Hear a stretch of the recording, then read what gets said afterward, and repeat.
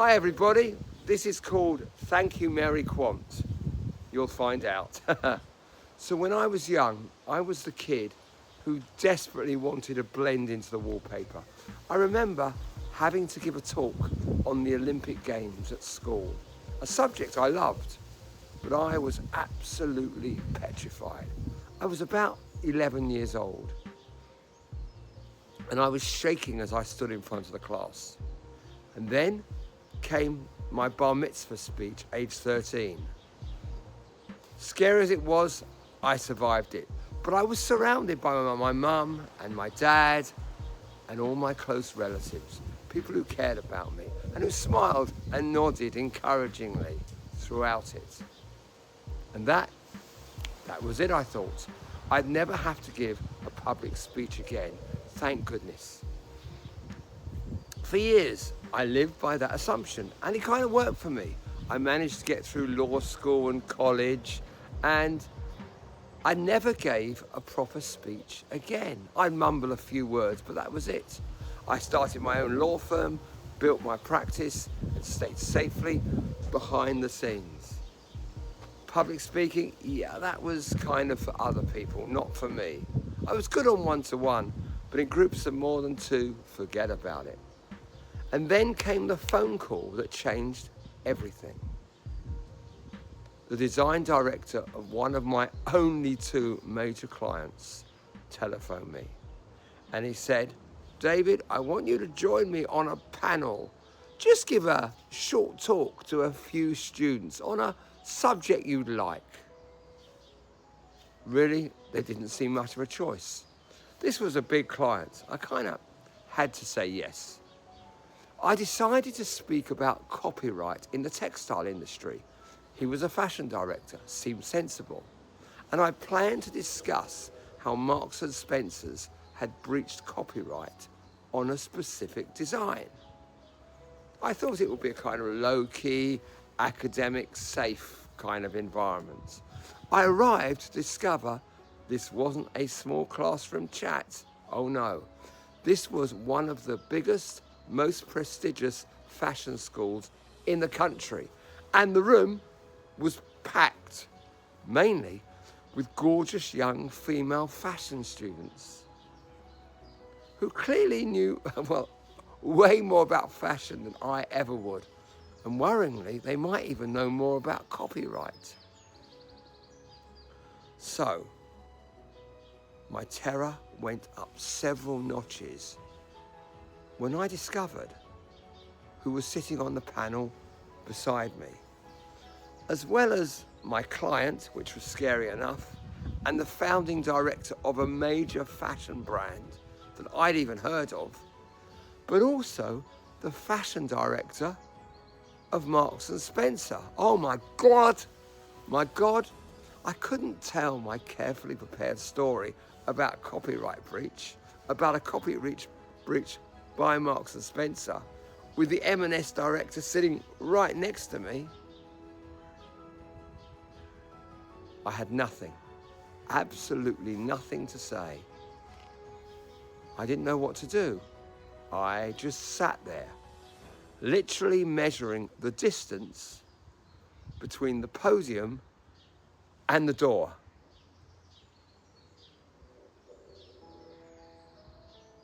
Calculating how long it would take to run out. How many steps were there? By the way, I reckoned about a large 45 steps. I was weighing the humiliation of fleeing against the greater humiliation of staying and falling flat on my face. I was scheduled to speak after lunch, and so I had to endure the entire morning session, listening to brilliant speaker after brilliant speaker, impressing these wonderful fashion students, and knowing my turn was coming. I couldn't escape unless I ran. And then came a surprise. A late arrival walked in, Mary Quant, possibly the greatest fashion name of the 1960s. By now she was an elderly lady, but she carried herself with warmth and grace and absolute confidence. She held the room. She told a wonderful story about her early days with no money, flying to the US with her boyfriend to try and pitch to a company, and she bought sandwiches on the plane because she didn't know there would be any food. And because they had no money, she thought she had to sit in the aisle because they weren't entitled to proper seats. So they sat in the middle of the aisle in the plane. The tale was vulnerable, self-deprecating, and utterly captivating. For a few moments, I actually forgot my terror. For a few moments. During lunch, I spoke briefly with Mary. She was charming, warm, engaging, and incredibly encouraging. In that conversation, something shifted. I realized I had an hour to completely rewrite my approach. What should I do? Mary had inspired me with her storytelling. And, you know, I'd always loved fairy tales. What if I could use a story to make copyright law come alive for these students? Seemed a tall order, but I put my mind to it. I went away from the networking lunch and sat quietly by myself. While my clients schmoozed with industry leaders and, yes, young, gorgeous fashion students, well, I sat and tried to craft myself something entirely different. Lunch ended. I sat on the podium with the other speakers and waited. And shortly, my name was called. I took a deep breath and stood up. One last glance at the door. Still about 45 big steps. Final chance to run. No, I wasn't going anywhere. I started to tell the story of Peter Pan as it's written in the original book back in the day. And it tells how Peter becomes separated from his shadow. But I told it as if Peter was the hero and his shadow was his copyright. Always the two of them trying to get back together. I really got into this story. I could do fairy stories. When I looked up, I was surprised to see smiles on the faces in the audience, nodding, almost like my family at my bar mitzvah speech, and smiling just like them. That was all those years ago, but this was now. Yeah, it went well. It did go well. So well that during the Q&A at the end, I was kept back for more questions than anyone. Well, except Mary Quant herself, of course.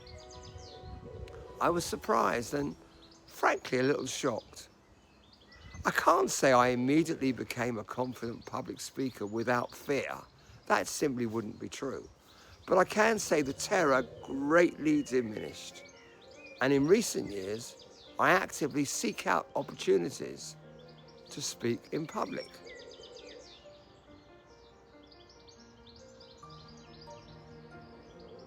What I learned that day was this: the ability to communicate clearly and engagingly.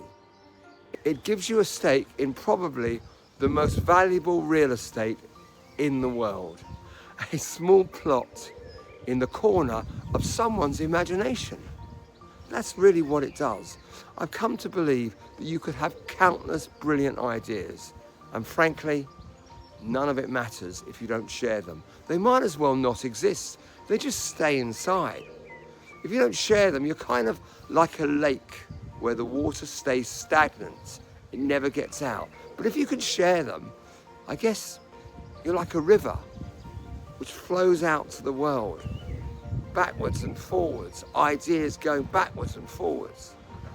Jerry Seinfeld once joked that in surveys of people's greatest fears, public speaking ranks number 1 and death ranks number 2. Which of course means at a funeral, you'd rather be in the box than giving the eulogy. But here's the truth. Or at least, here's what I believe to be the truth. Conquering public speaking is transformative. These communication skills are invaluable in both life and in business. Ask any manager what they most value in employees. It's the soft skills, and the ability to communicate clearly tops every list. The world is full of places to develop these skills. Take courage in your hands and join one of these organizations, maybe a Toastmasters club like I did, because the story you're meant to tell is waiting inside you. It really is. And the world needs to hear it.